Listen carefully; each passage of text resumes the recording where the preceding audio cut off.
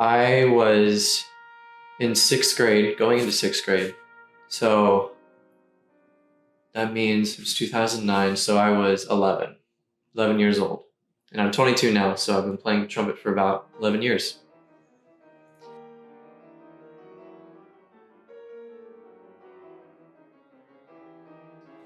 I officially started taking private lessons in 8th grade, but my first trumpet teacher was technically my band director. She played trumpet. Her name was Erin Knight, and she studied with Ray Sasaki. So I like to think that I got some of that pedagogy from a very early age, and I realize I'm very lucky to have had such a wonderful teacher who had wonderful teachers herself, because I didn't realize that the other kids in band weren't being taught by people that mained on their instrument. Like maybe the saxophones were being taught by a brass player, that kind of nature. So I'm very lucky to have been taught by a trumpet player from the very beginning.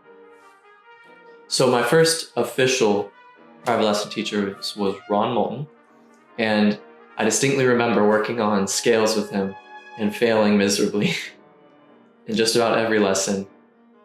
I just don't know what my problem was. I could not learn the scales. And so I just would sit down. I remember sitting down one day and just going through all of them. Because one, I was kind of annoyed that I couldn't do it. And two, I wanted to learn them.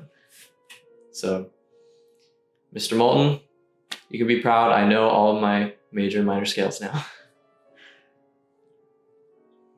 As far as my current teachers go, technically, I don't have one, which means I am my own teacher at the moment. And aren't we all? But I just graduated from Baylor, so I'm going to be going to Colburn, hopefully in the fall. But as far as things are now, it's looking like we might do classes online, but we'll see. So at the moment, I am just trying to soak up everything I can from online sources. YouTube is actually a really great resource for learning, I found. It can be distracting, but if you use it the right way, it's actually very helpful. I've seen the Monster Oil brass chats. I've watched almost every one of those, and that has honestly taught me a lot. Definitely recommend going through those.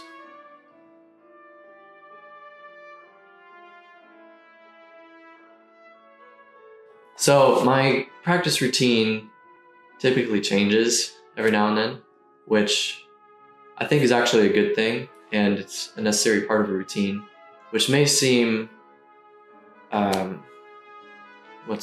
contradictory, but it's always nice to keep things fresh, because if you get in a rut, it just never seems to end up well. And if you're practicing a bad habit in your routine, it's only going to get worse. So I like to kind of be a little flexible, not too flexible, but just a little bit with my routine. So let me just explain what my routine is now. I typically wake up and I do 45 minutes of just pianissimo, soft, supple playing to get everything vibrating freely. Then I take a 15-minute break and play some piano, go through some hymns and scales, and then I do 15 minutes of full playing, full sounds, then 15 minutes of rest, playing more piano, and then after that I do long tones, and I honestly just put the Roku on and watch this YouTuber named TWD98, who's a famous Mario Karter. I'm into games. I'm a Nintendo guy, especially with Mario Kart and Smash Bros. So those are the things that I kind of do in my free time. But I like putting on YouTube while I do long tones, because then I don't have to think as much. And long tones can get boring, you know. But at the same time, you still gotta focus on the sound, of course. But it's nice to just kind of get into a zone where everything can become natural. and automatic. So that's my morning routine. And then I like to do an hour of classical and an hour of jazz after that. And it's all spread apart, of course. But just to simplify it a little bit, I basically do an hour of the classical, and then during my breaks, I practice some guitar a little bit. And then during jazz, when I take breaks, I just try and learn the tune. Maybe I'll go to the piano and like plop some of the chords out. But I always try and make effective use of my break time, especially since I have so many instruments here that have just been laying around for so many years. I figure I might as well learn them.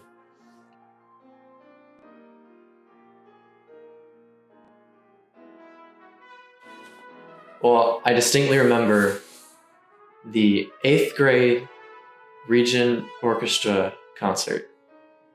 It was the middle school region orchestra concert, and I was in 8th grade. And I wasn't actually supposed to be there because I made 5th chair and they took 4, I believe. So I was one away, super bummed.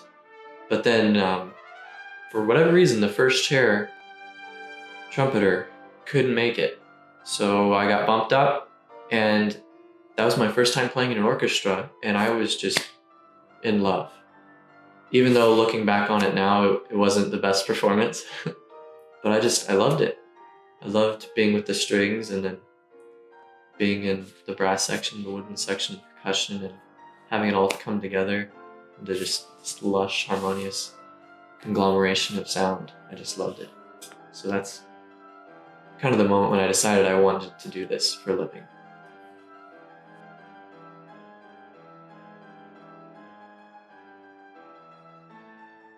Thank you for the recognition. I didn't expect to be this successful in competitions, but my teacher at Baylor, with Red, he would advocate to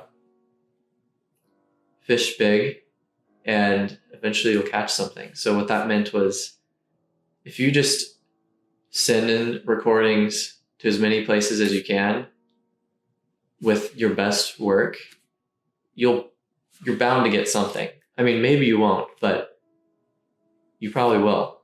There's a chance at least you'll get something. And I did that, and that was the peak of that was kind of my sophomore year. I think that's when I applied for the Tkach competition, and it seemed like everyone liked my playing, which I definitely attribute to people at Baylor and my teachers prior who've helped me become who I am. So I'm very thankful for that, and very thankful for them pushing me to do that. I believe in competitions because they really they push you to be a better version of yourself. I don't necessarily like the competition aspect, but I realize it's important in the growth process. Because if you don't have that, some people they might not push themselves as much. And as a result, they're not at the highest level possible. And really what's important is making the music at the highest level possible so that the audience can be moved by it. That's the whole point of it. And I think that's part of the reason why Baylor in the past has done so well at competitions as a trumpet ensemble, because we don't view it as a competition necessarily. We have fun, and we use the competition aspect of it to encourage us to play at a high level. And yeah, so I'm an advocate of competitions, not for the competitiveness of it per se, but how it pushes us all to be better. And I especially love it when everyone is so supportive of each other at these competitions like NTC or even ITG. And I've become aware that that hasn't always been the case. So it's so cool to see the culture of musicians, and especially trumpet players, being so supportive. And I hope it continues, because it's so much more fun that way. And music is not meant to be a competition. We're meant to sing and have fun with it.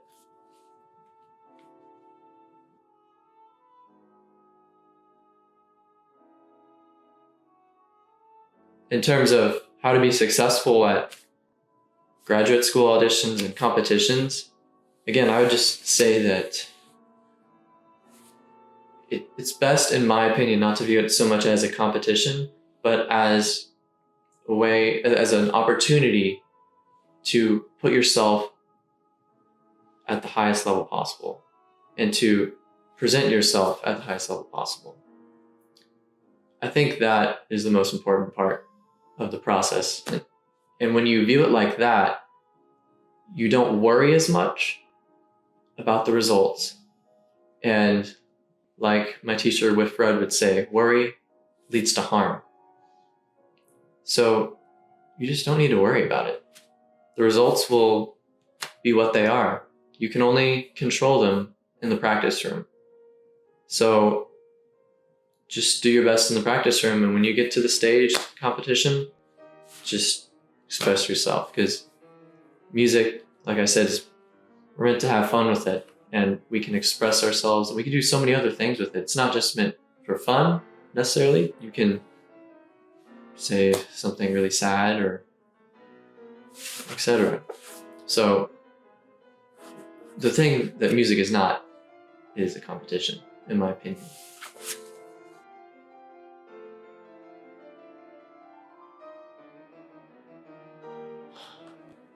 It was weird because, it was weird for everyone. I mean, this is such a first world problem to have, but I did kind of get my senior year taken away from me. And not only that, but the people that I was around at Baylor, I might not see them for a very long time. And that time was inevitable in the grand scheme of things. I mean, we were going to part ways eventually, but it just kind of hurt a little extra to have it ripped away so suddenly. But graduating from Baylor was, of course, a little weird. We had a Jumbotron live stream and everyone's names was rolled across it. And then I made a little video to commemorate all of the people graduating. But yeah, it was very strange, and in a way I didn't really feel like I had graduated, but I got my degree in the mail, so I'm pretty sure it's official at this point. As far as making grad school decisions during the quarantine, I had already known that I wanted to go to Colburn. So before the quarantine really started happening. So it didn't change very much. I mean, maybe I could have discussed it with people in person, but it just seemed like the right choice.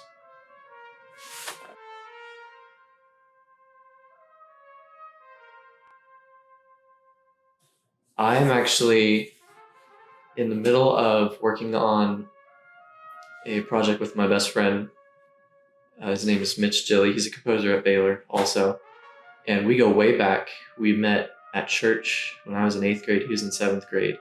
And we are collaborating to put out a rendition of this song called Baba Yetu, which is the Lord's Prayer in Swahili. And we've recorded hundreds of tracks. And the video is going to be coming out probably in a couple weeks from when I'm recording this right now, which is the 14th of June. So hopefully it'll be out by the time this video is out. But that's what I'm working on right now. I've also been working on some other videos, like with my Baylor Jazz combo. We put out some stuff. And then I'm thinking about doing some modern renditions of etudes, like adding a little rhythm section behind them, putting those out, maybe. We'll see. But that's kind of what's on my plate right now.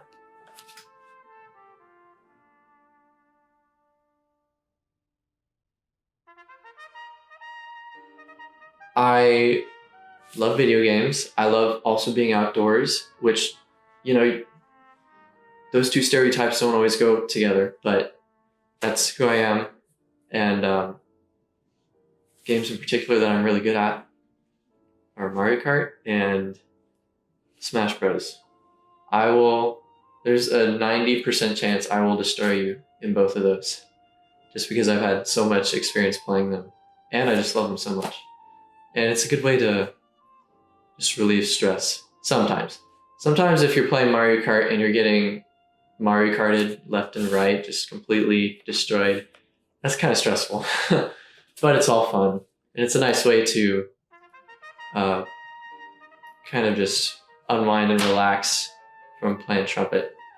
It's nice to have that balance. I think it's important for everyone to have something other than music, something other than trumpet to balance.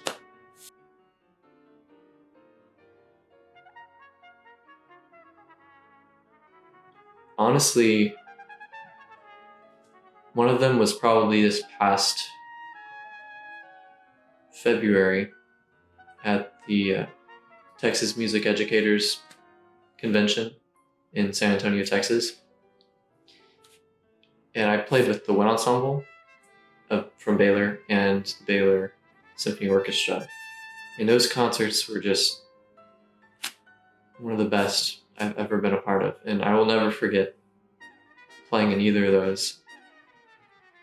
And what makes them even more special, looking back on it, is that I realize now that was the last time I played in those groups because of the quarantine. And it was the 100th anniversary of TMEA. So it was a big deal. And the orchestra played Beethoven's Ninth Symphony. And that was the last thing I played at Baylor. So it's a melancholy but also hopeful piece, you know. Yeah, I'm a little emotional about that. But I'm very grateful for those experiences, especially getting to play Beethoven 9. It was just perfect because it's such a hopeful piece. And I think that's what we need right now in the world. We need some hope, and we need some justice, of course. It was just so fitting.